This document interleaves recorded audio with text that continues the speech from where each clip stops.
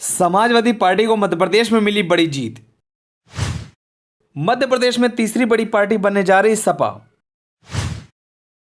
अखिलेश यादव के साथ साथ पूरा यादव परिवार लगातार बहा रहे मध्य प्रदेश में पसीना। कांग्रेस ने सीटें न देकर समाजवादी पार्टी को मध्य प्रदेश में किया मजबूत।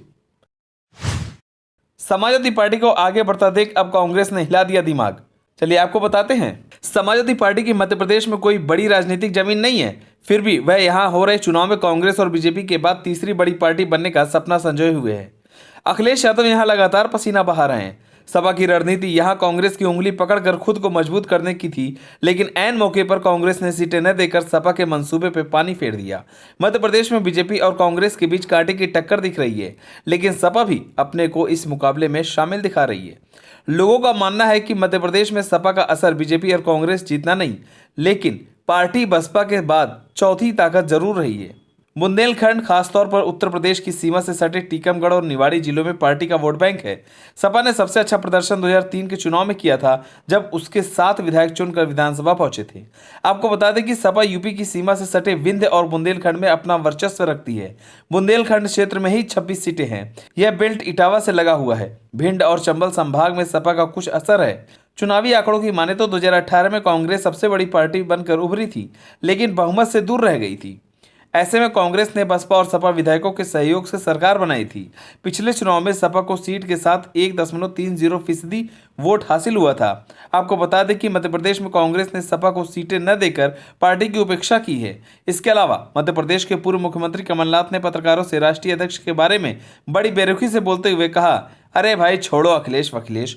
यह बात तो ऐसी हुई कि जैसे वह सपा मुखिया को जानते ही ना हो, जबकि सच तो यह है कि कांग्रेस ने सपा के कारण कई बार अपनी सरकार बचाई है। विंध्य रीजन की मैहर सीट कांग्रेस 2984 वोट के अंदर से हार गई थी। मैहर में सपा उम्मीदवार को 11,202 वोट मिले थे। पारसवाड़ा, बालाघाट, गूड़ समेत 5 सीटों पर सपा के उम्मीदवार दूसरे स्थान पर थे, जबकि कांग्रेस तीसरे स्थान पर रही थी। निवाड़ी में सपा दूसरे तो कांग्रेस चौथे स्थान पर रही थी। इस बात से अंदाजा लगाया जा सकता है कि पार्टी का जनाधार बढ़ रहा है।